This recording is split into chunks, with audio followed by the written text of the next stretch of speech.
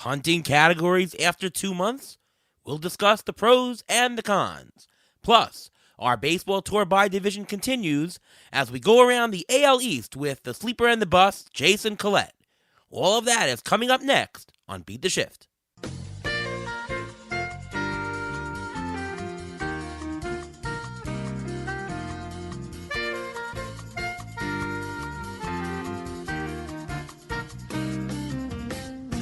And welcome to another episode of the Beat the Shift podcast presented by Fangraphs.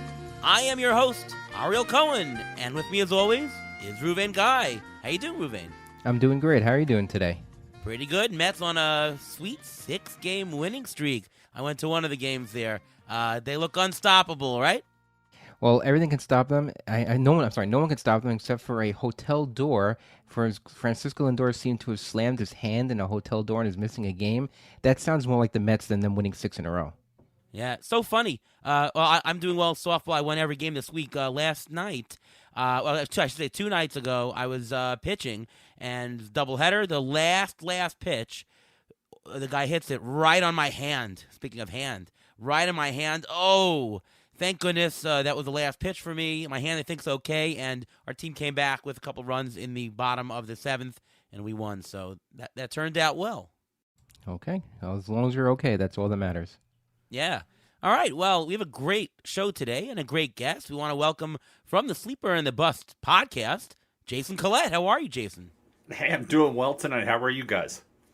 Splendid. Well. You're in Carolina, right? I am just outside of Charlotte in the town of Matthews. Nice. Are you a Carolina Hurricanes fan, or you're yeah, a unfortunately. Yeah. Yeah. Here's the thing. You guys may enjoy this. So when I have to come to New York City, I auctioneer a long-standing draft with a bunch of ladies and gentlemen, Jen Piacenti's in this league and some other folks, and I made a wardrobe bet with one of the owners. And so I have to serve as auctioneer this year wearing a Yankees jersey because of that series. And I have to go buy the Yankees jersey, which is like really bad. And then I've got to wear it all day long. So a bet's a bet. Why don't you get a Wade Boggs jersey? Because he played for both the Yankees and the Rays. That's a really good idea. I could do Johnny Damon. I could do Gerald Williams. I mean, there's a number of ways I could go with this.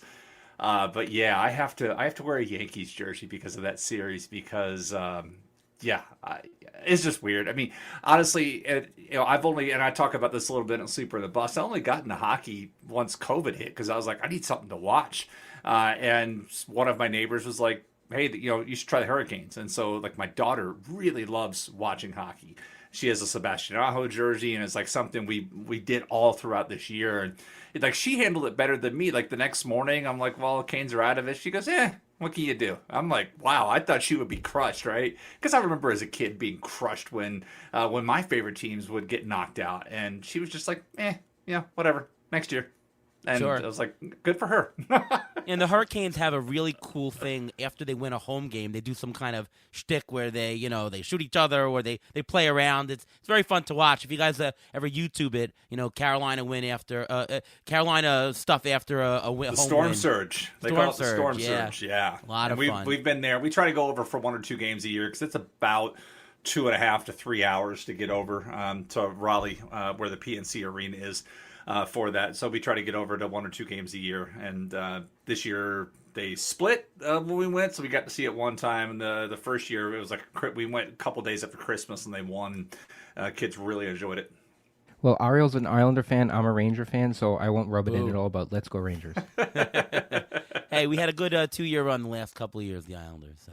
All right. Well, anyways, let's stick to baseball here, as you've come here to listen to some strategy and players and all that. So we'll jump right into it. Tonight we're going to talk a little bit about punting. Punting categories, that is. We're going to focus on rotisserie categories because in points league, and there's no such thing as punting. It's, you get points for anything. It's just about picking valuable players for the format. But in roto leagues, it matters because, you have to have some points in stolen bases and some points in homers, and there's different categories to points for the entire season.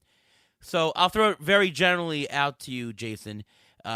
Is it time right now, 2 months into the season, to start seriously thinking about punting? Well, you got to really look at your roster and see how things are constructed, because it really depends on category too. Because if you decide to punt one category, sometimes you're punting two by depending on which one you decide to move.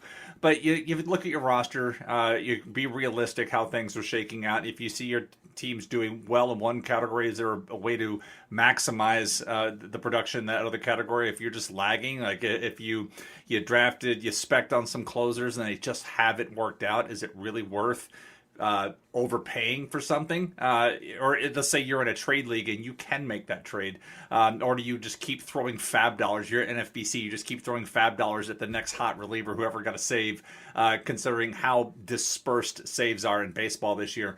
At some point it's like, what do I do? So it's certainly worth studying at this point, but I don't know if I can recommend doing it right now. It's just like nobody goes into the draft saying, I'm just going to punt this, forget it, I don't care. It all depends how it shakes out. But at the end of the day, I've got a tough time doing that. But at the same point, you should start looking at the option. Like, if I do this, what else do I need to do to make this work?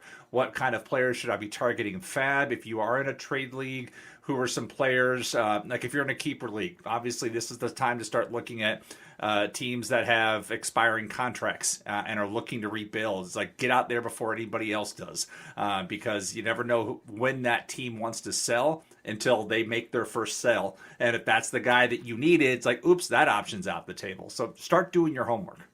Right. Ruvain, your general thoughts, and maybe I'll ask you this question. For the categories that are most uncorrelated with everything else, we're talking about stolen bases for hitting and saves for pitching. Do you think it's time now to look and ponder, should I have a punting strategy?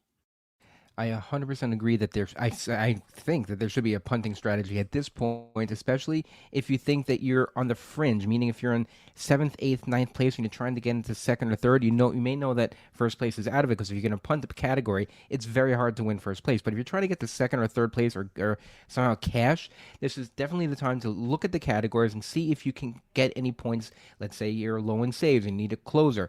That's fine, but you shouldn't blow the budget. If you're gonna try to get rid of your guys and bulk up on your starting pitchers at this point, you should also still save some money, because you're going to need that money for 2-star pitchers if you're going to be punting saves. Because if you're going to punting saves, then obviously you're probably going to do a lot of 2-star pitchers to try to bulk up on wins, bulk up on strikeouts, so at least you can gain in 2 categories. But if you're going to punt saves and you don't have that many strikeouts to gain, you don't have many wins to gain, you know what? Maybe you shouldn't punt, because there is the opportunity of gaining more saves, just of the fact that you have these leads in these other categories that if you were punting saves, you'd be trying to gain anyway. So there's a fine balance, because if you try to punt saves, you may end up losing ERA and whip points just because you're throwing more starters, and you may still want to throw a closer out there just to balance out the rest of your categories. And as for stolen bases toward the end of the year is when you can get the guys in the waiver wire. Players are called up, the younger guys, the faster the guys are called up, and you can get more stolen bases later in the year. So I don't think there's a reason to punt saves unless you put all your money in an Alberto Mondesi or a player like that for stolen bases, and you just completely bombed, and you have, let's say, maybe only 2 or 3 points to gain. So the one thing I just want to point out is that when you look at your categories, the question is, what are you looking for? And the answer is marginal statistics. Marginal.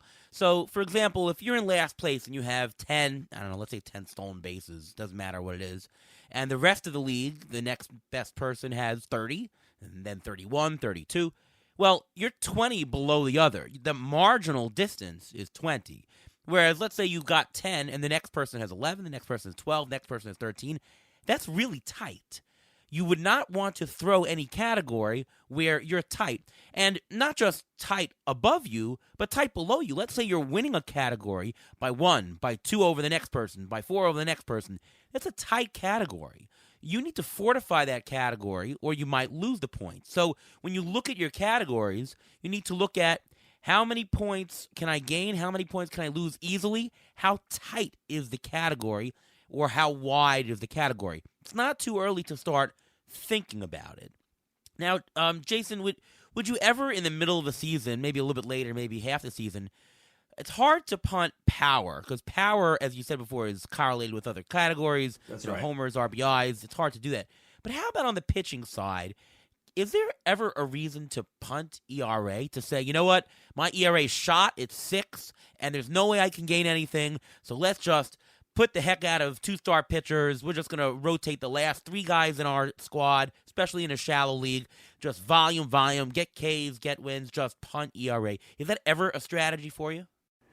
It's not really, because it's tough to find the type of pitchers that you need to pull that off. As you just said, you want the volume of strikeouts and the volume of wins, but you don't usually find that pitcher available. In a league where it's like, if they're going to get the wins and they're going to get the strikeouts, but they're going to be terrible towards your ratios. If you're just saying, my ERA, I'm 10th, there's really not much room, I'm just going to try to do that.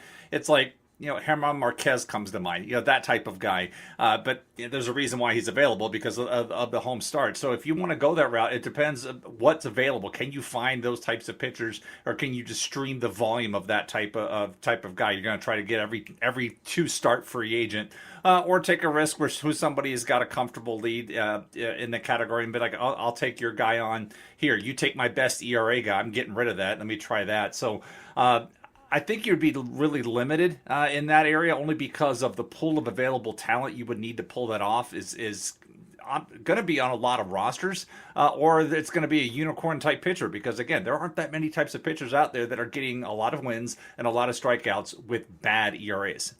And Chris Archer is my comparison always for that guy. Talking about how to fix your team now, how do you know when to use the waiver wire and throw fab dollars on a problem, or versus resorting to a trade? Like, how do you know what's the best use of resources for you? So, it's obviously easier to do the fab route, because you're not giving up anything. That's really the challenge in trading, is there's the variables in play, right? You have to find a willing trade partner, and there's not, in some leagues, they're just guys that just don't want to trade. In one of my local leagues, I have a guy that's never made a trade, doesn't even accept them, doesn't decline them, doesn't offer them, nothing. Doesn't matter if he just doesn't believe in it, so he doesn't trade. There are other people that are like, nope. People are like, want to hoard their prospects, so you get limited there. And then sometimes, because of the limited opportunities, you end up overpaying for something, and you have to give up too much to get that. So with Fab, at least, you're not giving up anything but the finite amount of fab that you have. So you have to be judicious in how you're going to use that, especially if you're in a league that doesn't allow 0 bids. Once that's gone, it's gone. I've seen some folks in some of the NFBC leagues just blow through it early. I remember last year there was a team that was in contention that had 0 for the final 2 months of the year, and it ended up hurting because of that. So for me, I'll look at both routes, but right now, really, it's been, at the end of the day, it's been finding fab and doing something like that, only because a lot of folks aren't willing to trade right now in the trading leagues I am in. Because honestly, in my one of my home leagues, the standings between 2nd and 7th place are about 9 points apart. And that's the pool of people that are willing trade partners normally. But since everybody's in contention, nobody wants to trade. And so right now, I've been plugging holes via fab in that league. But in GDD, the league that we're in together, it's like I've made a couple of trades there. I've got another somebody asking me about another one, and I haven't been able to plug too many holes with fab. So I've been more active in the trade there, only because trade talks are very ongoing, very open, and there's multiple. I mean, it's a 15-team league, and there are multiple people out there willing to make deals. So really, I guess I would say league context is going to rule the day there. Oh, sure. It's always league contest. And if you can do a little bit worse in GDD, that would help me also, if you don't mind. Yeah, you too. Ruben, your thoughts on when you look to resort to a trade versus pure waiver wire? Well, I look at the standings, because if you're very far down and you need to plug a lot of holes, then there's no reason. And I think trading would be the ideal thing to do. You can trade one of your top guys and try to plug in 2 or 3 holes with that one trade, because at this point, if you're far behind, you want to try to take on more risk, because you want to be able to have more reward, because you get more risk with more reward.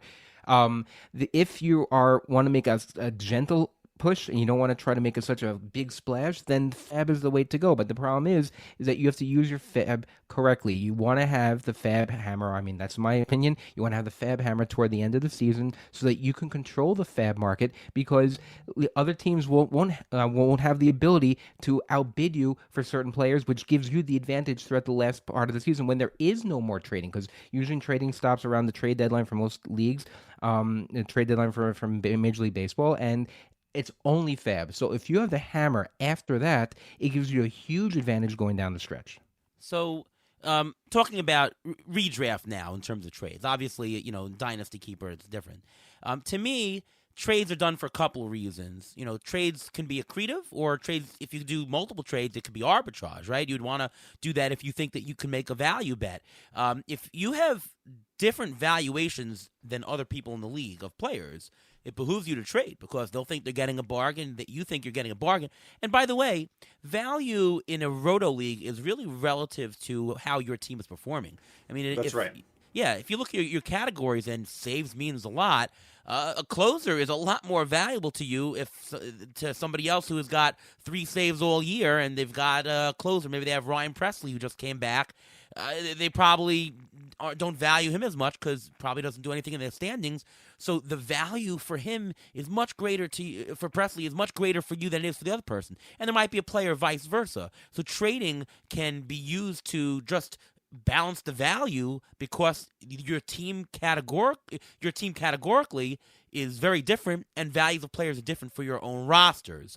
The other reason you'd want to trade, in my mind, is uniqueness of profile. If you're in a league, usually deeper, where there's just not a lot of unique profiles. You don't see a lot of guys who can go 15-15 on the waiver wire. You don't see a lot of guys who can do multiple categories. Good strikeouts, good whip. If you see a very unique profile, maybe a big speedster, maybe a big saves guy, a big power hitter, if you won't see that on the waiver wire, the only resort is to trade, right? If there's somebody that can be replicable on the waiver wire, you don't want to trade. So uniqueness is another thing that I look for. If I can't find uniqueness on the waiver wire, I'll look to go to a trade to see whether I can extract some value from that. That's how I look at trading for that. All right, we're going to move on to our AL East discussion. Today's episode is the AL East, so we're going to go around the division. But first, we'll start with the Injury Guru's Trivia of the Week.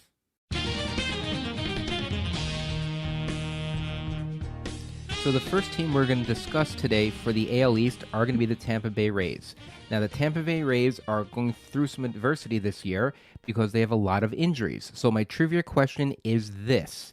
Can you name the top 5 teams in MLB with the most cumulative players this year on the IL? Jason? Oh, that's for me. Wow. Yeah, that's going to be let's see, off the top of my head, I would put Tampa Bay in like 3rd place on that list. That is pretty good. They are tied for 3rd. They have 19. Hey, look at they've that. had a total of 19 players on there. It certainly feels like it. I would then add,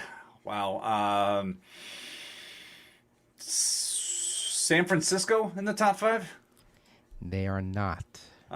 Okay. Cincinnati feels like they've got to be high. Cincinnati is tied with the Rays with also 19 cumulative Okay. players on the IL. Can I guess Let's the get one more Padres? guess. 3 Yeah, more. Padres was in my head too. I was thinking Padres. No, The Marlins? Padres are not. Nope. Wow, I'm probably missing something obvious. Listeners are probably going, How about "Oh my the God, Mets? You're It's missing always an the Mets." obvious. No, this year it's not the Mets. This is not the Mets or the All right, Yankees. good Usually to it's hear. one of those 2 teams, but it's not. The number 1 team with the most cumulative players on the IL this year, the Chicago Cubs, There you go. 22 players. Wow. The Twins had 20, and the Rays, Reds, and Pirates were tied with 19. So now the question to you, Jason, they've had all these injuries. Can the Rays survive these injuries and actually challenge the Yankees for the division? See, and that's the thing. I was having this conversation with a friend the other day. Recently. I mean, the other day, about a week and a half ago, we were talking about, man, the Yankees have just been playing so well. And at the time, they hadn't had any big injuries. Stanton was still healthy. Donaldson was still healthy. He hadn't had his issues, right? So they were on the field, and that was really the big thing. And Chapman hadn't got hurt, so that's putting the stamp on it. But they've had those issues, and they haven't really lost anything because the Yankees had those issues, and the Rays have had attrition, right? They lost Brandon Lau, then now Wander Franco, put him on the IL Monday. Thanks for that. Tuesday. Love when they wait a day into the scoring period to do that, right? So their depth has been tested. So if you look at the lineup right now, they've had to give Vidal Brujan, and they've had to get Taylor Walls, and they've had to get Brett Phillips more playing time than those guys really deserve right now. And so they've struggled to score runs. I made a joke last night when they finally got a base runner that the baseball was taken off the field, authenticated by the league, and sent the Coopers down because they had gone like 1 for 40 something at that point. And and they ended up winning that game, and they won today. So their depth is being tested right now, and they don't have much else to come up from AAA. So, Shane Baz is close to coming back on the pitching side, but the pitching has been really well has done well for them this year. It's the hitting, and Brujan was a fourth-rated prospect coming into the season. Taylor Walls, yes, was no more for his defensive work coming up, but he too has struggled to hit. Brett Phillips is what he is. And so, what's next? Is Josh Lowe ready to come up? Another name I'll mention in a minute. So we'll see what happens, but their depth has been tested. So perhaps they take advantage of some of these other teams that are, looking for the future. And because I made the comment to somebody else today, Vidal Brujan really is somebody who should be in AAA or playing every day for a second division team, using an older baseball term, so he can develop. But he's being asked to develop for a team that's contending for a playoff spot, and he has shown very few spots of showing any growth in that regard. It just looks really overmatched to me. So it's a depth problem right now. But if let's say they acquire something like the Yankees, can go out and do the same thing. So it would take not something catastrophic, but I would be stunned. And this is how I felt coming into the season. I would be stunned if the Yankees did not win this division. Yeah, it's gonna be tough. But good luck to the Rays in their quest. Question, talk about Shane McClanahan, who's currently the strikeout leader in all of Major League Baseball. That's pretty darn good. He's got a 2.01 ERA and a .91 whip. Can he keep this up all season long? What's your outlook on McClanahan rest of season? Man, I love watching him pitch, even if he didn't pitch for my favorite club. I love watching him pitch because he has a plan and he executes it extremely well. He will make a mistake every now and then, give up the home run, but it tends to be a solo shot because he doesn't dig himself in the hole by putting extra guys on base and then giving it up. But he executes his pitching plan extremely well, and he can throw 4 pitches. I've seen him throw left on left changeup. It's like he's making that step forward. It reminds me a lot of Blake Snell's Cy Young season. If you go back and look the seasons before Blake Snell won his Cy Young, there'd be ups and downs of starts. He'd have a 30-pitch first inning, different things like that. And that Cy Young season, everything came together for him so well, and he pitched with the maturity of like a 32-year-old vet and not a 24-year-old kid. I think he was 24 that season. And you're seeing it from McClanahan as well. It's like everything's coming together for him. He will throw a 2-0 breaking ball. He's not just falling into fastball counts and saying, okay, I'm just going to throw a fastball. That's what he did when he first came up. And he got taught hard lessons in that regard. So it's been really fun to watch him execute his craft. And so really the only concern I would have with him moving forward is how much of a workload will they allow him to have for the rest of the season, because he's the only guy that's really been going 6 or 7 here lately. I know there's a couple times earlier where they were like, 5 and dive, you're out, and he was frustrated by that. But as long as he's efficient with his pitches, then they're letting him stay out there. And so at the end of the day, it really comes down to the pitches more than the inning count. And as long as he's not falling behind and staying efficient, he can stay out there like he has in his recent start. And he's getting the strikeouts and he's not piling up the pitch count while doing it, which is really impressive. I was going to ask you because he had 123 innings pitched last year, and this year he's already at 58, so he's almost half of where he was last year. It's a little bit concerning. Would you if you have him on your roster, would you want to trade him at this point because you don't know if he's going to be, if not shut down, but limited in some of his starts? Yeah, and a rule of thumb for me is like nobody's nailed down on my roster. I'll trade anybody, right? But if I'm trading him, people are going to understand. People will look at it and say, "Oh, they must be concerned," because there is that. The Rays, for the most part, have tried to limit workload increases year over year to 20 to 25%. They don't want it to go any higher than that. And I thought, they did a really good job of managing his workload from 2020 into 2021. So if you figure coming into the season, I was looking at 140 innings tops. Anything above that would be gravy. And so he's at 58 now. You look at projection, you probably projected pace would be 165 right now. So that's 25. That's maybe 4 more outings than I was expecting with that. And so I would be willing to sell him, especially in the context of the earlier conversation we were having. Like, what else does my team need? If I can go out and trade a McClanahan to somebody who's got an extra reliever, and I see an opportunity to move up in saves, and I can grab that and then grab a lesser starter, do a 2-for-1, and help my overall roster, I'm certainly willing to listen to that because he's pitching.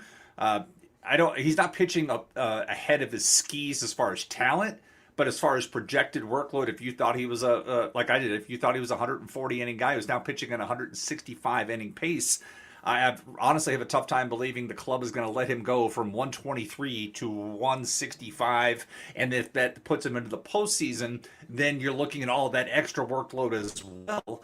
And that would be a massive jump year over year. And it's just something they have not historically done.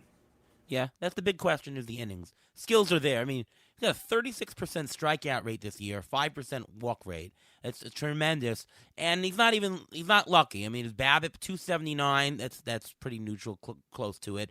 His strand rate is high. It's at 90%, so maybe he's he is keeping down the ERA that way, but it's certainly not via the homer. His homer to fly ball rate is 21%. That's really high, which will produce a very big difference between the FIP and XFIP. FIP is 2.6. His XFIP is actually 1.83.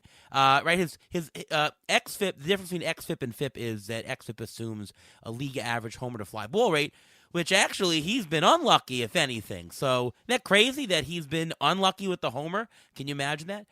So he's really great. And his ground ball rate is over 50%. So it's a really, really good floor.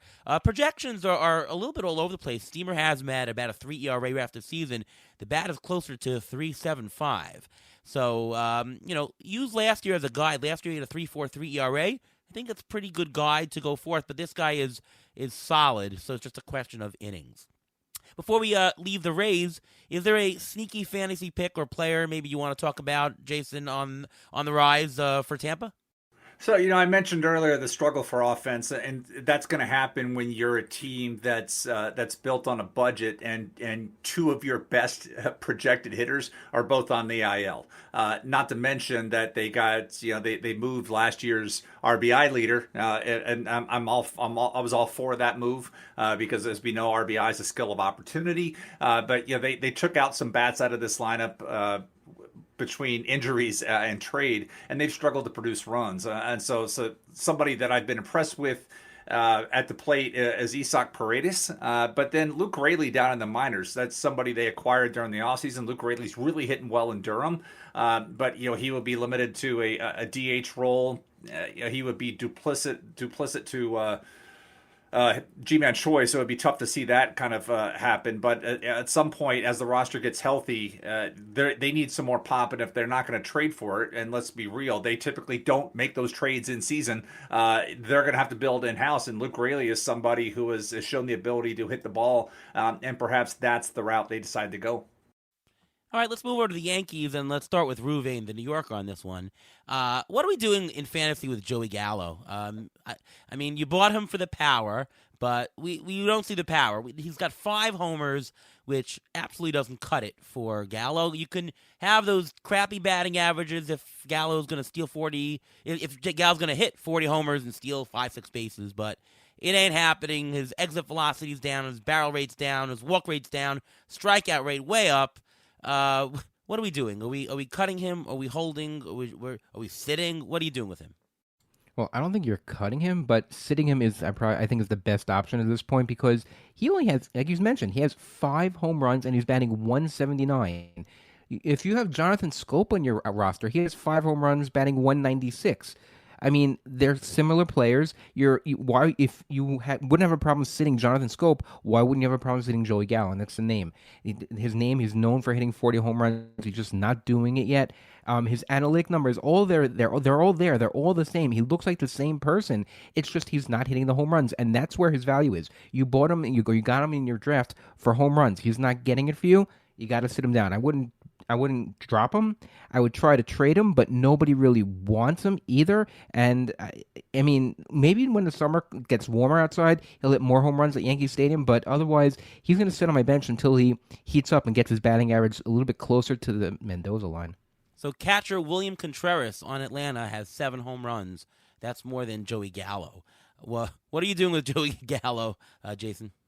Raven's mention of Jonathan Scope is perfect because with Scope, he started out of the season so terribly, but look at Scope over the last week to 10 days. Scope's starting to heat up. So those listening, if Scope's available, have everybody else focus on that 197 average because it's come up like 40 points in the last 10 days. And he's starting to hit the ball again. But the difference between Jonathan Scope and Joey Gallo is the Tigers don't have anything else. They'll let Scope go out there and play every day. And so he's hit his way into his opportunities. Joey Gallo has been riding the bench for the Yankees. He's been riding the bench on all 3 of the fantasy teams that I've had this guy on because, as you said, you went after him for the power, but he has just done absolutely nothing as a Yankee. He's hitting 167 with 18 home runs in 99 games.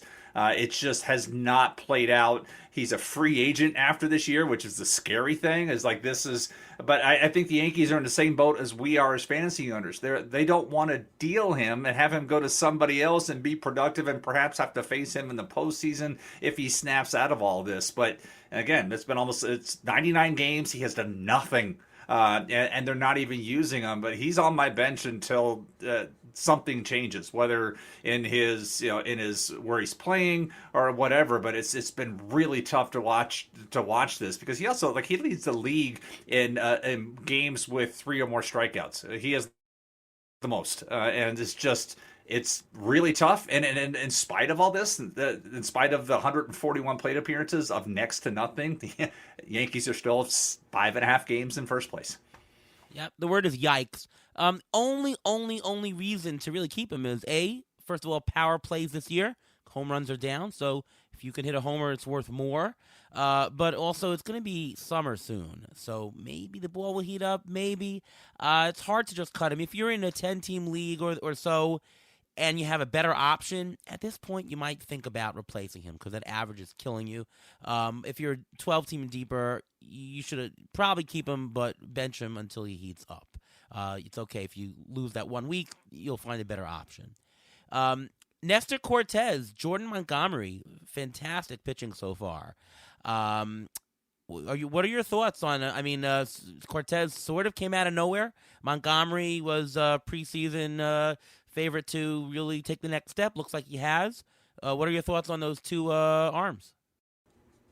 So as we're recording this, how crazy is it that Garrett Cole has the highest ERA of any Yankee starter? That's how things have gone. I mean, I don't know how Jameson. I don't know how Jameson Taillon is pitching tonight in the second game of the doubleheader. But Nestor Cortez 1.50 ERA. Jordan Montgomery is I think at 3.06. Taillon was about 2.7 coming into the game, and then Garrett Cole is at 3.14. And so one of the things that's changed this week for both Cortez and Montgomery is run support. And Montgomery in particular has been getting screwed on that. He finally got his first win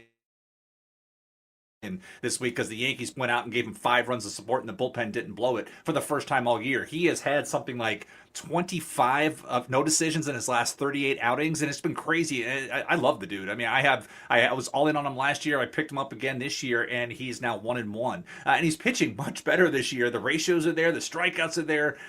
He's just the run support has been just missing in action, and it's kind of weird to say that with the Yankees. But run support is not equally distributed across a roster. So some guys like Garrett Cole gets a ton of it, and Jameson Taillon gets a good amount of it. But Nestor Cortez and Jordan Montgomery have not.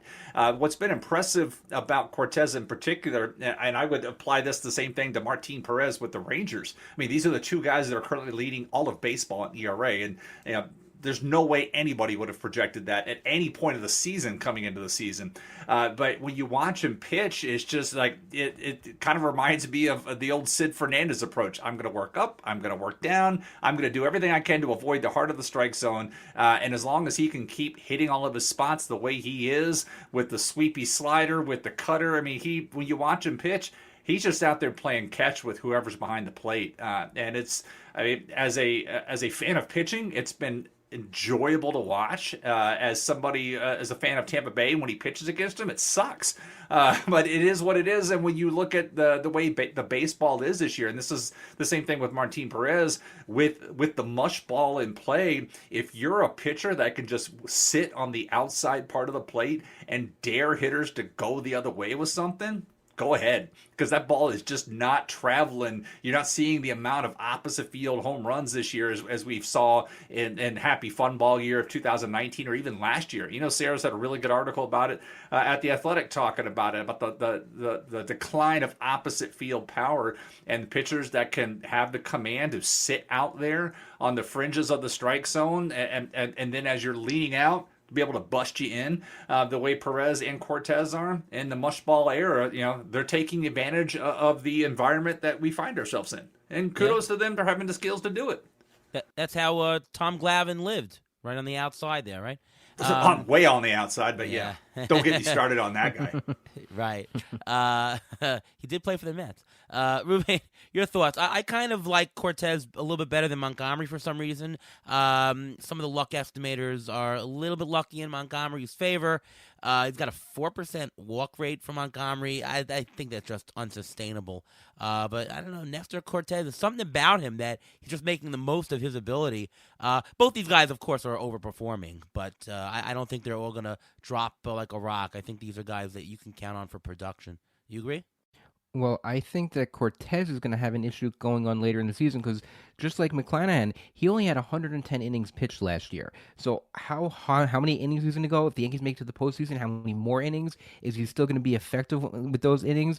But he's not such a hard thrower. So because he's not throwing 98, 99, I don't think he's going to have as much of an issue as another pitcher who has a big jump in their pitches. As for Jordan Montgomery, he has been lucky, but he also has a slight pedigree. He had the same type of success or similar to it before he was injured last couple of years, and he's just bringing it back and he's just fine-tuning it. Nestor Cortez, I think the best way to describe it to people who have, I don't know if people saw Tom Glavine, I don't know how old our listeners are, but Bartolo Colon. People remember Bartolo Colon. He did the same thing. He didn't throw 100 miles an hour. He threw 91, 92. He can get up to 94, 95 if he had to, and he was able to hit every corner on a dime. And if you can do that, you can pitch forever. The question is how effective he'll be once he gets past the 110 inning mark, 130, 140, 150, and the Yankees are going to be contending this year, so they're going to need him later on this year. So we'll see how the Yankees play with him. Did you hear that rumor that Big Sexy was talking to the Mets about a possible return? Did you hear that one? As a 49-year-old pitcher, that's amazing. Well, why not? The Mets had Julio Franco, and he hit a home run when he was like 46 or 47. And actually, Ruvain, I nominated Bartolo Colon this year in Tout Wars. Yes, you did. Shohei Ohtani pitcher put up yes, Bartolo Colon. So we didn't win him. It's a shame. We did not. All right. Last question: the Yankees. Aaron Judge. I mean, he's having an MVP caliber year. The AL WAR leaders: Jose Ramirez at 3, Rafael Devers at 3, Mike Trout 2.9, Aaron Judge 2.8. The rest of the pack starting at 2.2. I'll just list them. You got Jeremy Pena. Wow. Ty France, Tim Anderson, Xander Bogaerts. Aaron Judge playing for a very much contending team is certainly a legit contender. What are your thoughts, Jason, on Aaron Judge as far as his candidacy for AL MVP this year? Yeah, I mean, kudos for the guy for betting on himself and then going out there and doing what he's doing. I mean, the last couple of years, we always knew what he was capable of, but it always seemed like everybody wanted him to have that 54 home run season again, where it's like, wow, that's what he did. And because he wasn't doing that, he was a disappointment, but we always knew what he was capable of. And for 2 months of the year, he's absolutely doing it. And you look at the rest of the rod, there hasn't been. You mentioned some of those other names. It's like, Rafael Devers has got Xander Bogaerts, and he's got JD Martinez, who's certainly gotten hot of late, helping him. And Shohei Ohtani has Mike Trout. They've got that duo going along. But Aaron Judge hasn't really had anybody else consistently step up and be help him carry. I mean, he's really truly carrying this team out there. But I would say the same thing about Jose Ramirez. It seems like he's driving in everybody that's on base. He's already got 52 runs driven in. So it's going to be tough to. I don't see Judge running away with this, but if the Yankees win the division by 9 games, that's certainly going to help. That we don't know where Cleveland's going to be in the Central if they can win that. But Ramirez, I mean, statistically has been amazing, considering what we thought Cleveland would be coming into the season and that who was going to pitch to this guy. But they're pitching to him, and they continue to make. He continues to make everybody pay for it. The problem is he's just not. The only knock on Ramirez, he's just not scoring the runs with the volume of time he's on base because of the lack of talent behind him. Whereas Judge has, he's got 9 more runs scored because he's driven himself in 5 more times than Ramirez has. So we'll see how it goes. But Judge is certainly performing better than most people projected him to do this year. Even in a final year like this, we've done a lot as pundits and whatnot to discredit the theory of contract year. And then Judge is going out and doing this, so we may have to get back on that, break out those pens and start writing that story again, because people are going to be pointing this saying, oh yeah, contract years don't exist, and explain Aaron Judge having this massive year in the final year of his final year of his team control like this. Aaron Judge is almost the definition of the team's most valuable player, just as you said. As you said, everybody else has somebody else to pick him up. Judge is doing this on his own, and he's just such a big part of the reason why the Yankees, on the offensive side, on the pitching side, that the Yankees have really held their own. But that offense, oh man, Judge is just everything. Really, really. Listen, I'm a Met fan, but really enjoy watching him play. He's fantastic. And is it true that each home run that Judge hits, does that make him one step closer from leaving the Yankees? It's tough. I don't know how they go back out. After they tried to work something out, they didn't get something done. I don't know how. Maybe perhaps the Yankees didn't turn around and say, all right, fine, you did it. Here's the money that you wanted. But if I'm him, I'm like, yeah, that was my price back in the offseason. But now that I've done this, my price has gone up. But then how many other players I would be concerned about, like the Trevor Story situation, where Trevor Story ended up going to Boston because he ran out of options. Like, he wanted to go to Texas, and then the agency got a little aggressive, and Texas was like, fine, we're going to go another route. And all of a sudden, Trevor Story, who is from Texas, wanting to go back to Texas, is in Boston. And I think that was an impact for how slowly he started the season until he got hot in the last couple of weeks. But that's the other risk you play is at his, Judge is going to be, 32? There's only a handful of teams that can truly... No, let's take it back. There's a lot of teams that can afford to sign him. But there's only a handful of teams that will actually break out the checkbook to do it. Uncle Steve, baby. Uncle Steve. All right. Let's go to the Blue Jays. Let's start with Ruvain on this. Of these two players, who will end up with the higher rotisserie value for the whole year? Is it Bo Bichette or Vladimir Guerrero Jr.? Bo Bichette. And going into the draft, I wanted Bo Bichette over Vladimir Guerrero. I had Vladimir Guerrero available to me. I think in TGFBI I had pick number 6, and Vlad was there, and I didn't take him. I took a picture instead because I didn't want Vlad because I couldn't get Bo. Bo was taken earlier. Bo steals. Bo knows. If you don't know, Bo is named after Bo Jackson because Dante Bichette's favorite player growing up was Bo Jackson. I don't know if you know that. And also, Bo Bichette's beautiful hair. Do you know that he uses horse shampoo for his hair? You should read the back of some of these We guys' do baseball now. cards. You never know what you find. These stuff is like crazy. But the stolen bases and the home runs and the good average. I mean, look at Vlad Guerrero's average. It's down 60 points from last year. I mean, if he doesn't have that average, he's not as valuable because he doesn't steal. And because Bo has a little bit higher average, he steals more. He'll hit less home runs. He's has more of a 5 tool player, and I think he'll have more value toward the end of the year. Are you agreeing, Jason? Well, it makes sense that he uses horse shampoo. I mean, that's quite the mane of hair that he has there, right? So, in all seriousness, though, one of the things I mentioned this earlier about Eno's article about the lack of opposite field home runs. I mean, that was one of the things when you look at last year, and this applies to both Guerrero and Bichette, but the fact they played in Dunedin and Buffalo. Two great hitting parks, and it certainly helped them. And like Bichette had 12 of his home runs last year were the other way, and that's not happening this year. He's not hitting the home run the opposite field.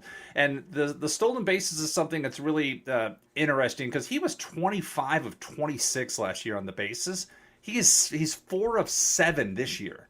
So it's just like one of these weird things, and then you go and look at his StatCast profile. He's like 56th percentile in sprint speed right now. So how did you go from 25 to 26 and running like that to being 4 of 7 right now? That's not going to cut it, and that's how you get grounded with that. But last year his sprint speed was 74th percentile. This year's 56. So perhaps something's up there, and I do not track these guys on a day-by-day basis, so I don't know if he's trying to play through a leg injury, like we mentioned with Wander Franco earlier, and they finally put him on the IL. But he is not running as quickly as he had, and the fact that he's been thrown out 3 of his 7 attempts.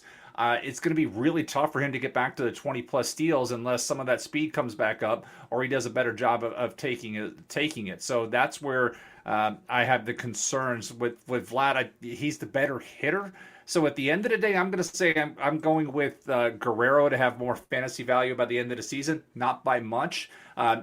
But I just wanted to point that out with Bichette and the speed, because it's one of those things where it's like I was super high on him coming into the season with the 5 tools, and that 25 for 26 with steals was just eye-opening for a young guy. And this year it's just literally been slow out of the gate, and I don't know what's going on. Yeah, Bichette is, he has 4 steals. I think that, 20 is going to be out of the question, but maybe he can get to 15. He's got 7 homers. He's really a 300 batting average player. He's only hitting 255, so I think the best is actually yet to come for Bichette, who seems somewhat streaky. Currently, Bichette has $19 of roto value for the whole season.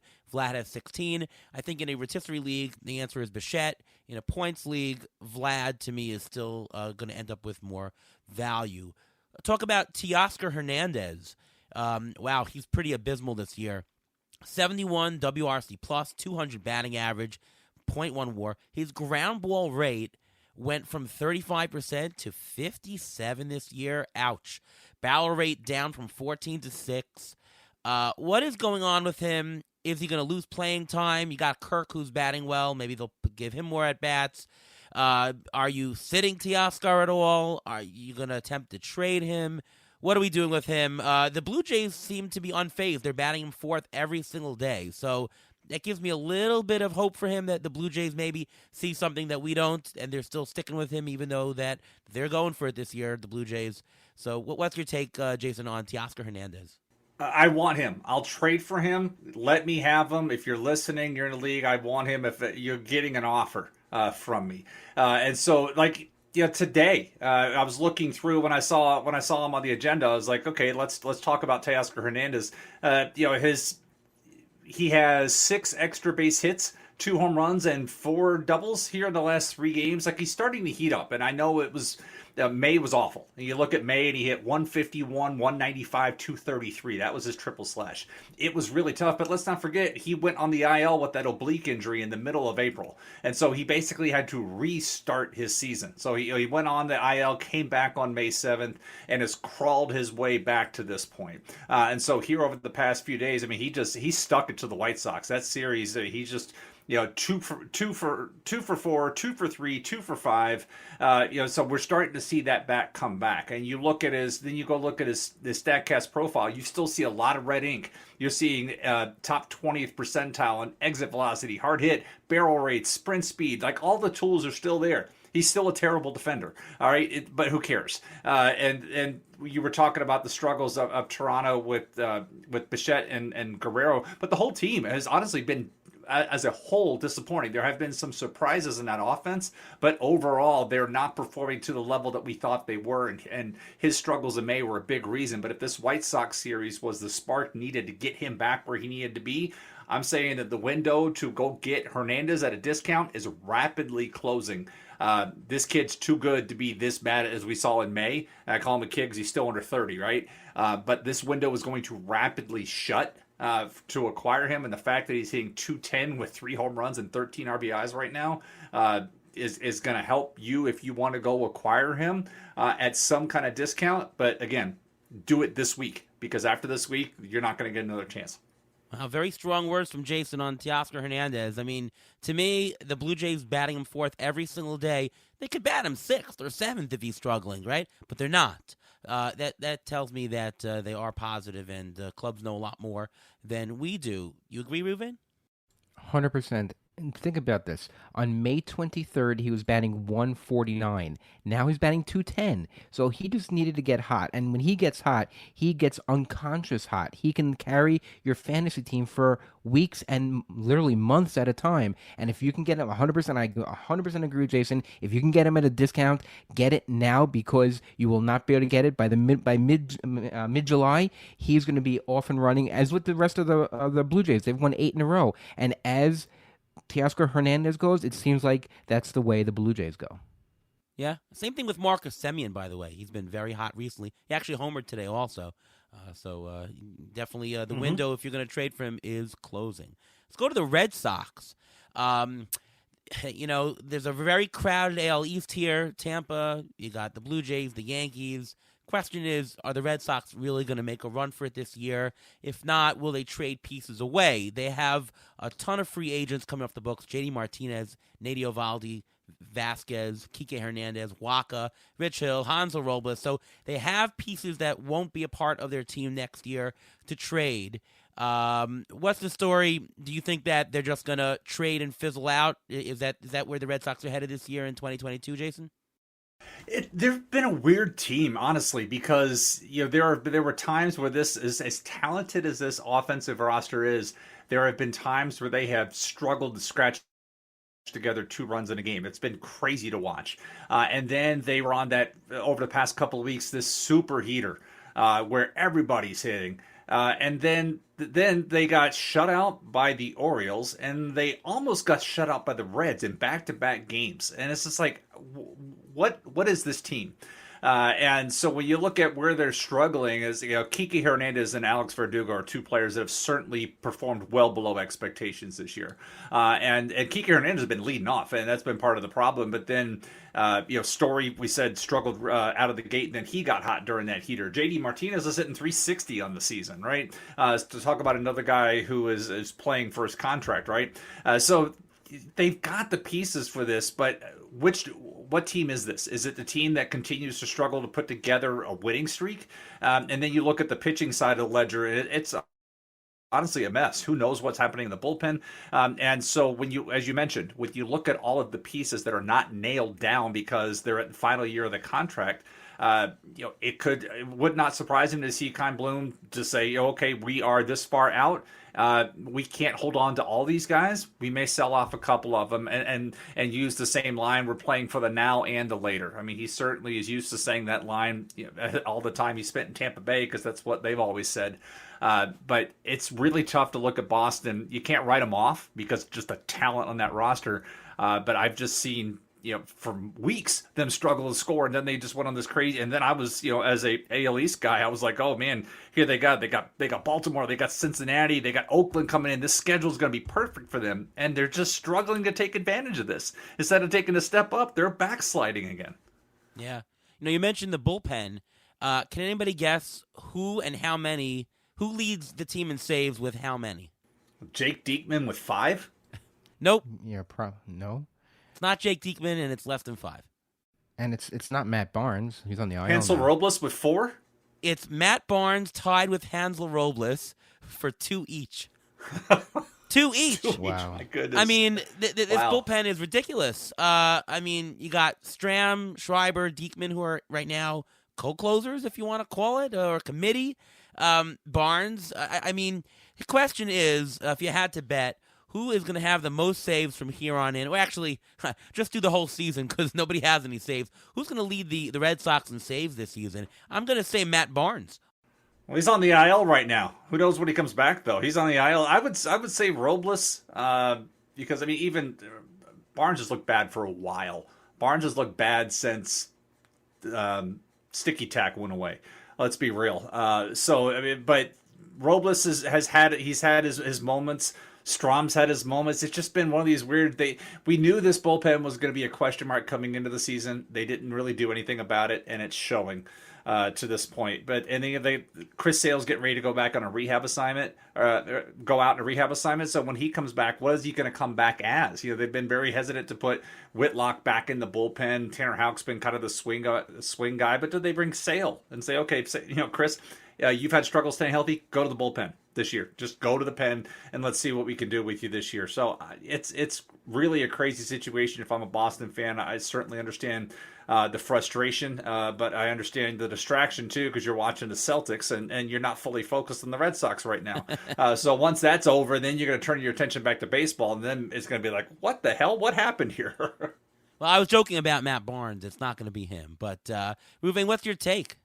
Chris Sale did close to start his career. He was a closer for the White Sox when he started his career. So that's not out of the realm of possibility for that to be. But I think it's going to be Matt Stram. I think he has a lot of skills. His K/9 is close to is like 9.5, something like that, 10. He fits the mold.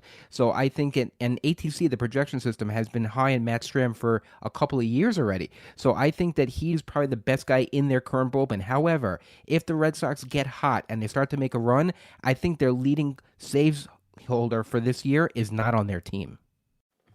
That's a big if. I think they're sellers, not buyers. They've got a lot of those free agents, and to me, it's just too crowded. Now, there are more playoff spots this year, so maybe, but I'm going to say they're going to sell. Let's quickly do the Orioles. Jorge Mateo, quite a bit of stolen bases so far. Not really batting all that well otherwise, but in Roto, it's very worthwhile. He's worth $9 in a 15-team 5x5 league. Are you selling high now on Jorge Mateo, Jason? Getting back to how we started this podcast, team context. Context. If he's carrying my steals, it's like you have to hold on to him. But if he's got a couple things going for him. One, he plays for a bad team that can afford him the opportunity to play because he's also out of options. And with that speed, if they were to let him go, and by the way, he also does play really good defense. And so he may not be part of the future. Believe it or not, he's still only 26 years old. But at this point, if he were to get DFA'd, he would be quickly picked up by another team looking for this. But it's really tough to carry him. He's hitting .220, and he's got 13 steals despite a .251 on base percentage. And it's because if you watch him hit, you see what the problem is. It's like Billy Hamilton, but a lot better on defense with this. And so that's where it struggles. But I understand if you're struggling with team speed that you kind of have to hold them, but other than that, I don't know how you can because it's such a drain on everything else. Because batting average, OBP league, both of these it's even worse than an OBP league. I mean, 251 OBP is rough because he's out there every day.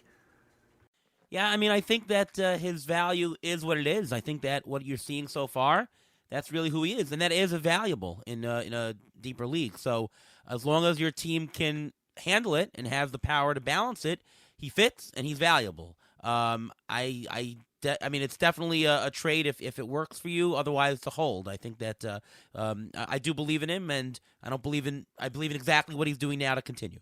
Agree, But you have to be Ruben, careful. You don't want to overpay for him if you want to try to get him in a trade also, because he is a drain everywhere else. But he's got the speed. I mean, 283 career stolen bases in the minors, so he's got plenty of speed. So if you can milk somebody and get a whole boatload of different players or a possible closer for him out or who has a secure job, I'd 100% do that. 100% trade him. Yep. The Orioles are not so great this year, and I'm sure they're going to finish close to last or second to last. Question is, are there any trade candidates this year that maybe their fantasy value will improve going elsewhere? And I put this question to you guys before the show, and I'm looking at their roster. I don't think they're going to trade anybody. They're all very on cheap contracts. They're almost all these guys are able to be held on for a while. I mean, maybe Robinson, Chirinos, or Rougned Odor. If somebody just needs a piece here, a piece there, get something back for them. Otherwise, I don't think the Orioles are going to be involved in any trades this year. Do you agree? Pretty much. I thought they missed the boat. If they were going to trade Mullins, it would have been last year at peak value. At this point, I don't know if they would get the same type of return on trading Mullins, so they should keep him. The rest of the roster certainly has its flaws. Mancini still would be somebody, and that's the tough part of with him coming back from Hodgkin's lymphoma and all that. It would be, and he's so loved by the local community. It would be so tough to trade him.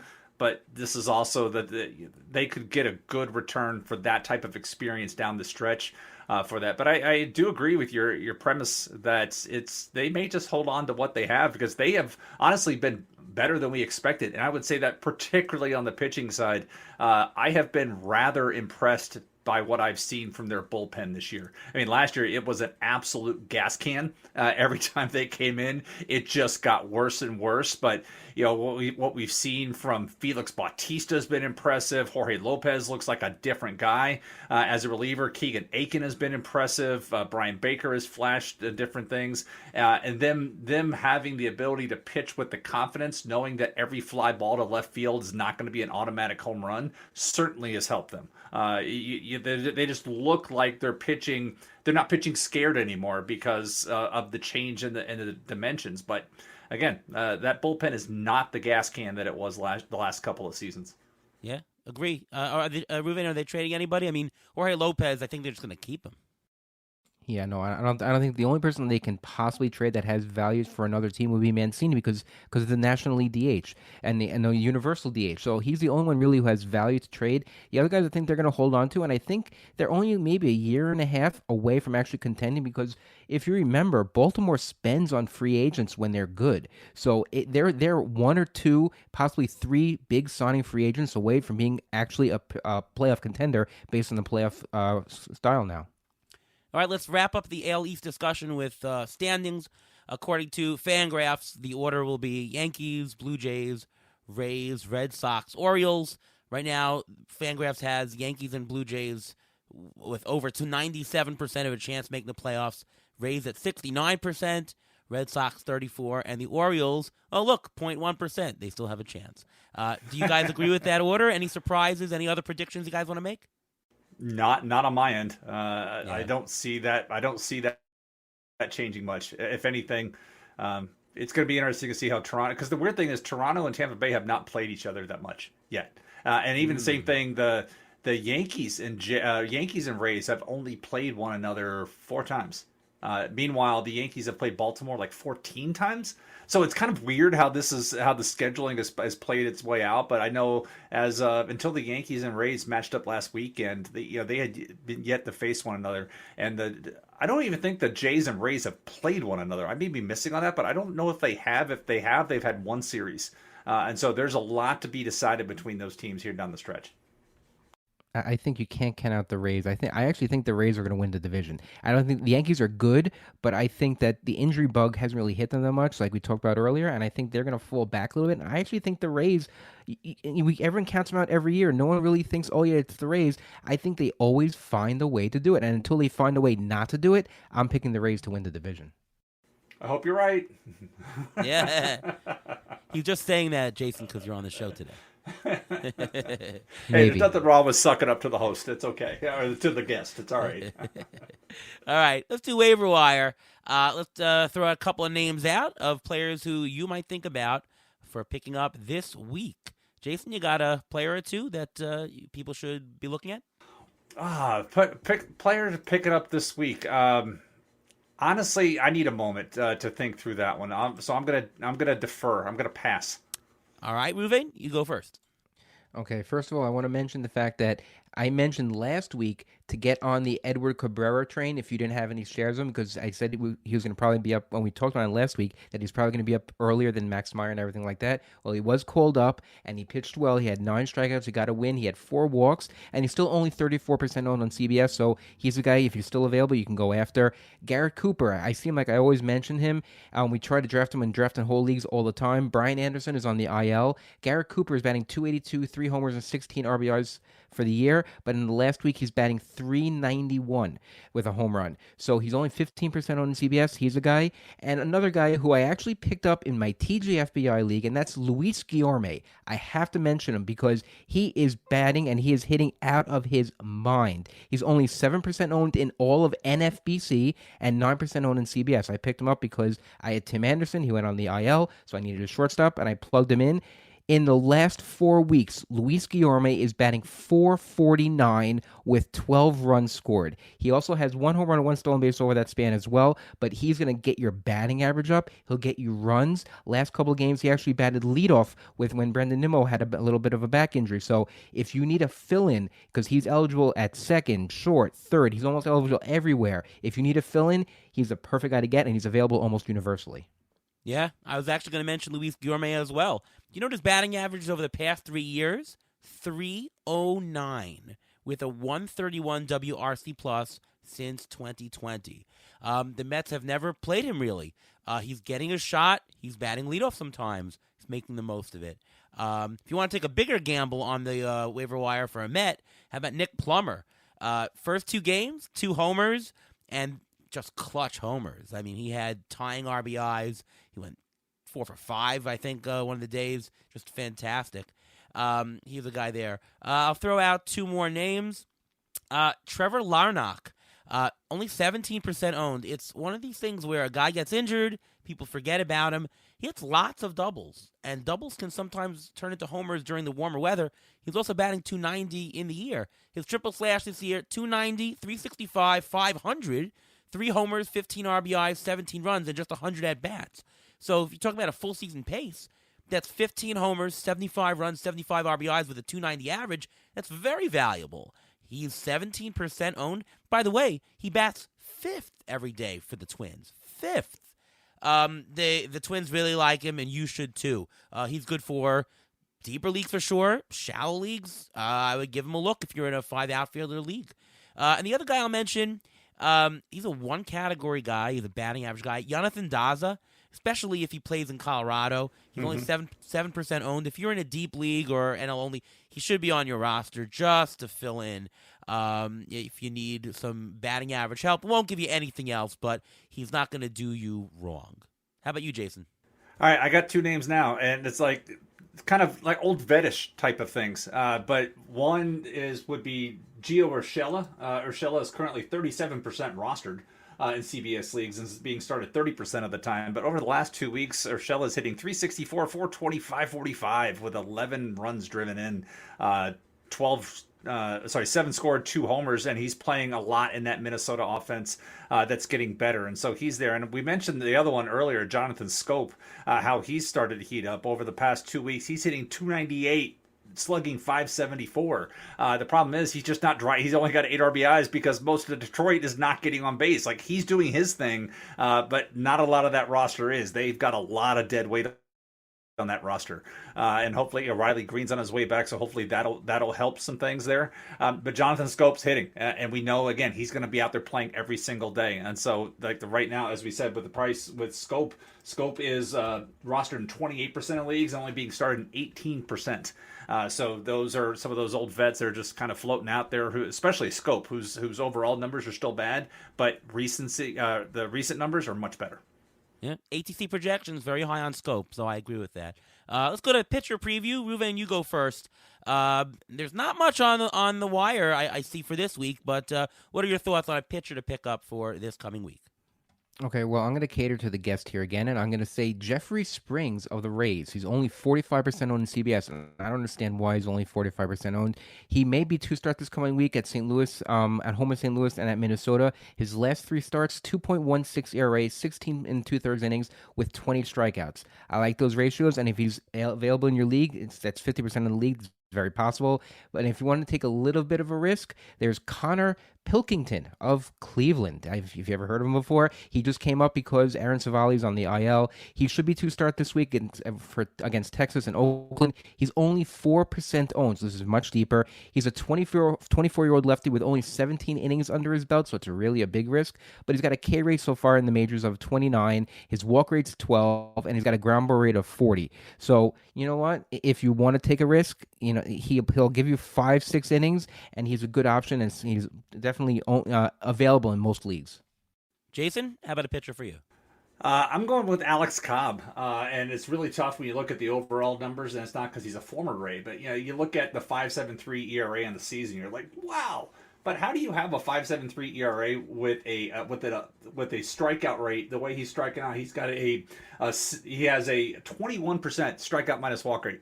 He's got a 29% strikeout rate in the year, but it's like he's been super unlucky. Look at everything else, like a 402 on batting average on balls in play. And it's got some of the ridiculous stuff with him, but he's not allowing home runs. He's still the ground ball guy. He could potentially be a 2-start guy next week, but we're starting to see some of that over the his last 2 weeks. He's had 2 starts, has not had a win, but he's had plenty of strikeouts, and so to me, it's like the overall numbers are hiding that. And even if you just do the simple peek at what's his ERA at xERA? His xERA is 2.04. So it's just like, wow, how could somebody be this unlucky? And so Alex Cobb would be somebody I would love to get on my roster for the near future, not just for next week, but the near future, because somebody else has already soaked up a lot of that damage if they haven't already gotten rid of him, because they're like, yeah, the strikeouts. But man, I can't take these ratios anymore. It's killing me. And so when I look at, he's still, CBS 83% roster, but he's only being started 52% of the time. So if he's not available, you may be able to trade for him. I don't see a lot of people, but Ruben mentioned Edward Cabrera. It's a must pick up. 96 mile an hour changeup. Are you kidding me? That was ridiculous in that outing. And that was at Colorado, 1 hit over 6 innings, 9 strikeouts.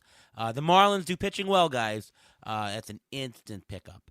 The only 2 guys I can see who are about 50% owned on CBS each. Michael Wacha, he's been very lucky this year. 2.4 ERA, but his Sierra is 4.67. 1 WHIP, but that's probably attributable to a 198 BABIP. For the future, probably not, but he hasn't run into the wall yet, and he's 2-start this week versus the Angels and Seattle. Red Sox maybe are hot, and able to score runs for him, so especially in weekly head-to-head categories or points leagues, definitely a good play. Maybe not so much for Roto, especially in shallow leagues. Deeper leagues, grab him for sure. How about John Gray? He's been pretty bad this year, but was it injury? Did he not get start yet? Well, 12 strikeouts last week against, well, you should know, Jason, against Tampa. He's 2-start. Well, listen, you saw him. He's 2-start this coming week. With a guy who can throw over 10 strikeouts in a game, we're talking a 15 to 20 strikeout week. I understand there's risk with that, but that upside of those strikeouts are quite a bit.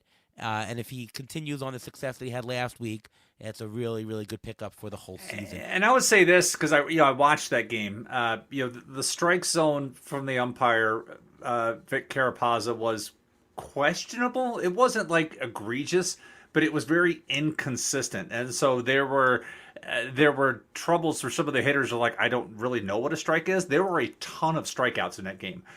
Jeffrey Springs was the opposing pitcher. He got his strikeouts. The relievers came in for Tampa Bay, got their strikeouts. Through 7 innings, there were 26 strikeouts. between the two teams through 7 innings.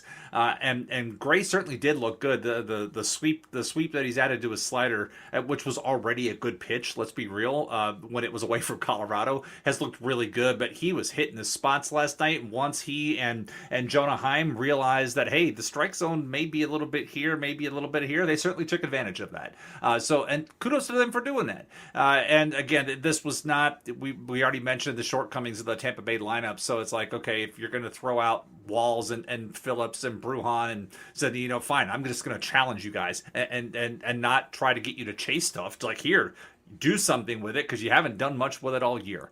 And that's how a lot of pitchers are choosing to attack the club right now. So it was certainly an impressive thing. But I'm not like completely sold on like, oh, this is the new John Gray. But again, the Rangers have certainly they quietly had a very, very good month of May as a team after really struggling in April. So if you haven't really paid close attention to the Rangers, they are now 2 games below 500, but they were well below that after April. And if you're thinking if you're thinking about punting saves, John Gray fits that prototype with the guy you want to have on your roster to pick up. If you want to punt saves, you can get this guy. Get you a lot of strikeouts. He's a history of getting lots of strikeouts, so he's a perfect guy. If you want to punt saves, like we talked about earlier, he's a guy perfect to pick up and plug into your roster. Oh, that's a great point. I was high on him before the season for everything, but yeah, so he certainly more than meets that role. He could fit your roster very well, is what we're saying. In a deep league, you should take a gamble on him. First question from the mailbag is about Gray. Darinola asks, did I make a huge mistake dropping John Gray in a deep 12-team mixed points league and instead keeping Whitlock, Rosny, and Edward Cabrera? 12-team, and it's a points league. I think that it's not a mistake. You can take darts, especially in a points league, and churn more.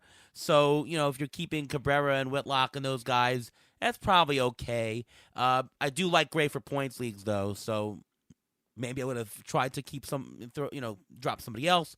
But I don't think it's a bad mistake. Are you guys good with that move? I don't do points leagues. I've never been good at advising on points leagues. I usually look at things in a vacuum.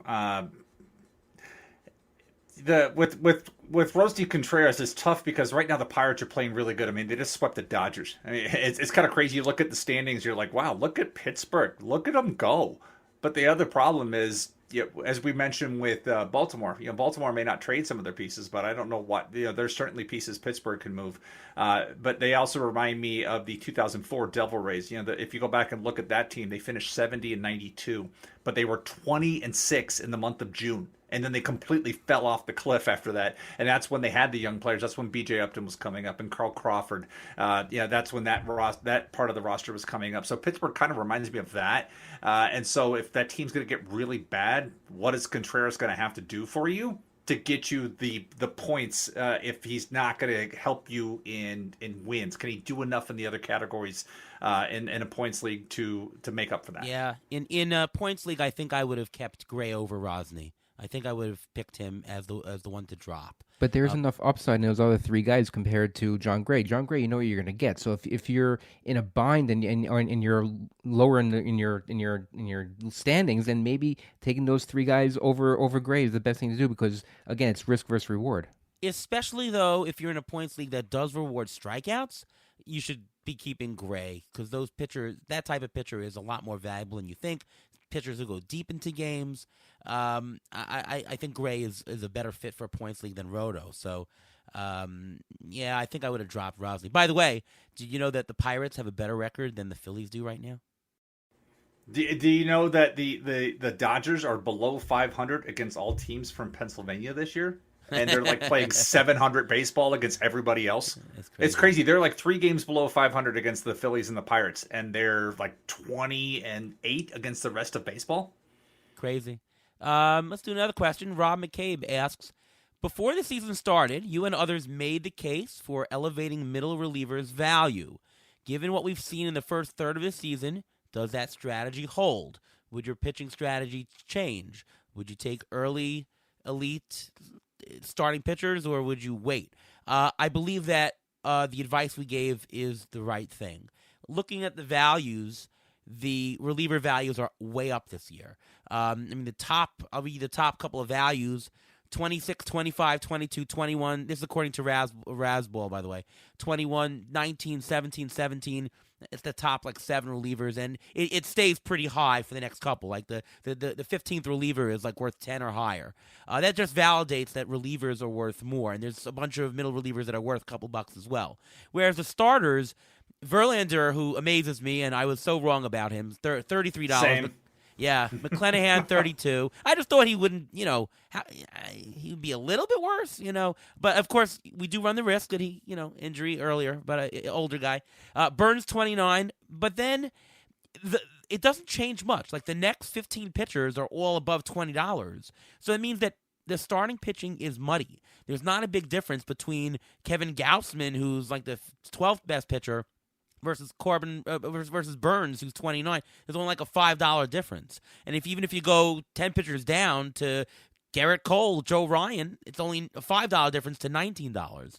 So since pitching is muddy, you do not need to spend a big pick on pitchers very early. In fact, the closers were more valuable, and you could go middle on the pitchers, grab your hitters early, like all the strategy that we said.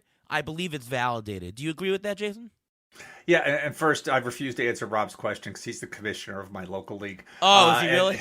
I believe Rob was also in the car with us in Arizona. So is that right? I'm trying to remember. I think he was the other person in the car with us. Could be. But in all seriousness, though, yeah, relievers. It's been different because last year, remember, relievers came out of the gate just like surging with wins, and like we saw like 50 to 54% of the wins going to relievers last year. Like Yusmeiro Petit, I think had 7 in the first 5 weeks of the season, then finished with 9. And right now, that's like Adam Simber. Adam Simber has 6 wins and 3 saves. He is tied for the league lead in wins as a reliever who's thrown 21 innings this year. It's really nuts how he's working through that. But he's not alone. You look at as you said, you look at the earned auction value for pitchers on the leaderboard, and you've got reliever-wise, you've got Josh Hader, you've got Clay Holmes, you've got Taylor Rogers, you've got J.P. Feyereisen, who nobody was drafting, and the guy's hasn't allowed an earned run all year. He's got a .46 whip. He's got 4 wins. David Bednar's up there. David Bednar has earned as much as Garrett Cole has this year, and David Bednar was being taken like as everybody's like last resort closer. It's like, okay, I guess I got to take this guy. It was like Bednar or maybe Joe Barlow we down have there, him in the league that you're in, Jason. Yeah, I got him.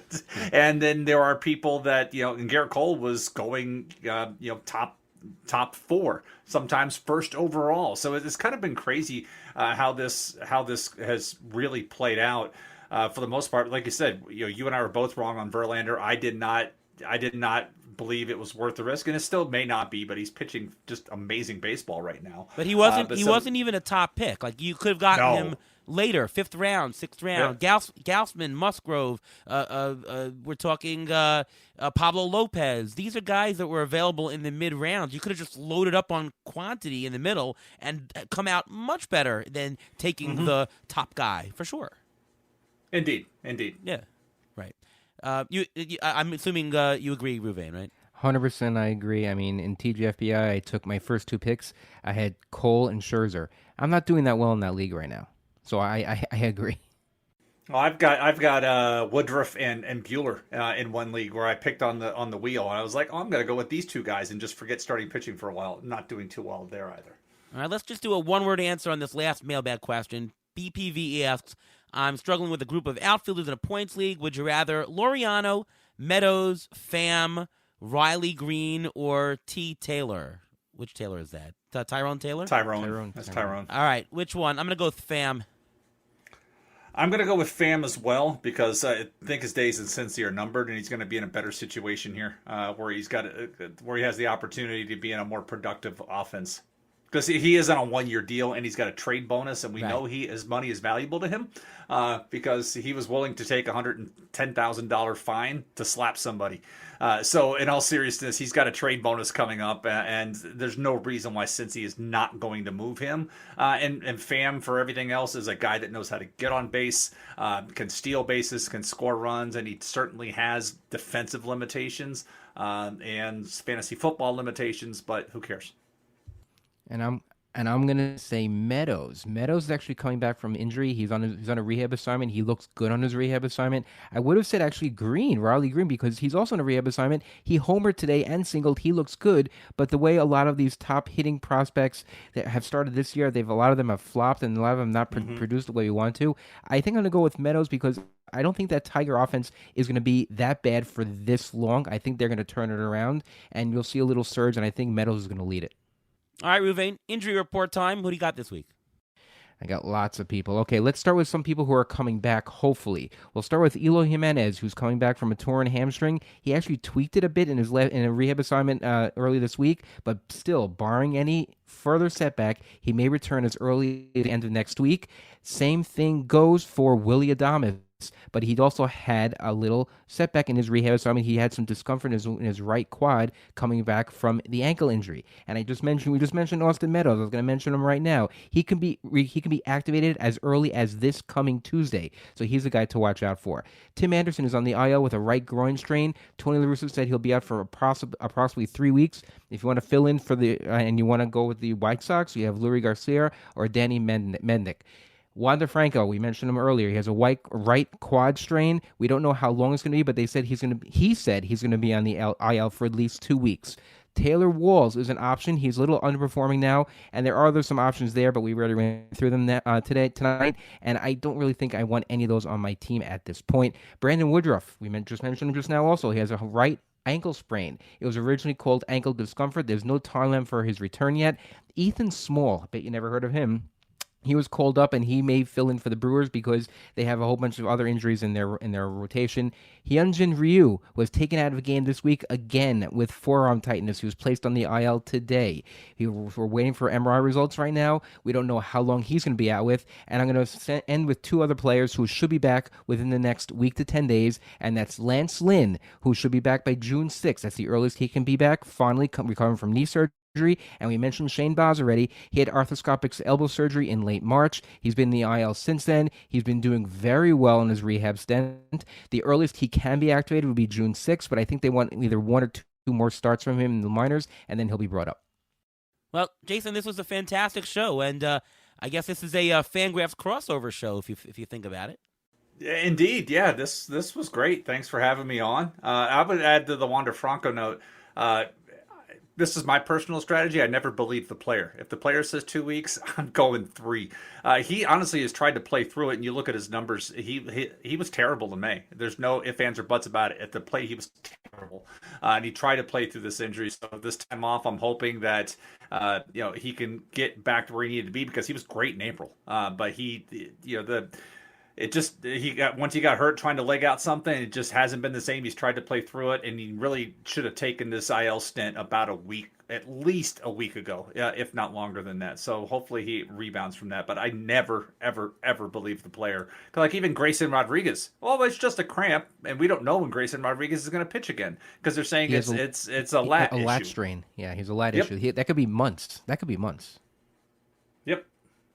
Just a cramp. There you go. Yeah, that's what you get for trusting players. Jason, why don't you just, before we go, tell everybody where we can see your work, where you can listen to you, and all things Jason Collette. So you can find me on Twitter at Jason Collette, just no space or any special characters there. Otherwise, you're going to get some musician or an equestrian. But that's why it's in my profile, because every now and then I get stray tweets thrown at me. You can catch me most Sundays on the Sleeper and the Bust. Won't be this Sunday because I am taking my son over to Durham to go watch Durham Bulls game as the school year is wrapping up, and we tend to go on a baseball adventure every year to end the school year, and so we're taking the train over to Durham to catch a game. So it won't be on the podcast this Sunday, but will be for the foreseeable future after that. And then I have the weekly installment of Collette Calls at RotoWire that typically runs on Fridays. This week there was, what did I write about this week? The statistical madness. Like you mentioned, Marcus Semien had finally homered. I went as far on Saturday morning when I started working on the piece to be like, the streak ends today. He's going to homer. He's back in Oakland, and he ended up homering. But I said it was going to be off a certain pitcher in a certain part of the park. That didn't happen, but I'm still calling it a win because he homered on the day I said he'd hit a home run, and he did homer. He had his first home run today there. But looking at some of the statistics statistical craziness that's going on this year. It's like we're 2 months into the year and there are still some long dry spells. They're like, how is this happening? It's just been a very strange year. I'm still enjoying baseball, but we've had a lot of craziness. Like I mentioned earlier, the fact that Garrett Cole is the highest ERA on the Yankees starting staff is just amazing. But it's surprising at the same point. Maybe it gives you like which one of those guys, which one of Cortez, Tyone, or Montgomery is going to be this year's version of Jack Armstrong. We were talking about aged listeners. Go back and look at, is it 1990 Jack Armstrong and how he started the year and then where he finished it. He went from all-star starter to, I think, losing his rotation spot in the second half. It was kind of crazy, but Jack Armstrong's a good lesson on how some guys get screaming hot out of the gate and then just completely burn out in the second half. Yep. Oh, good stuff. Ruben, why don't you tell everybody where we can find your stuff? You can follow me on Twitter at MLB Injury Guru, where I tweet out injury updates as they come. You can also catch my weekly article on Rotoballer discussing the injuries and getting you ready for the Fab for the Sunday night. All right, and I'm Ariel Cohen. You can find my work over at Fangraphs, over at Rotoballer. I can be found on Twitter at ATCNY, and of course, you can listen to me every week right here on the Beat the Shift podcast presented by Fangraphs. All right, once again, thank you so much, Jason Collette, for coming on the show, and from all of us here at Beat the Shift. We'll see you next time.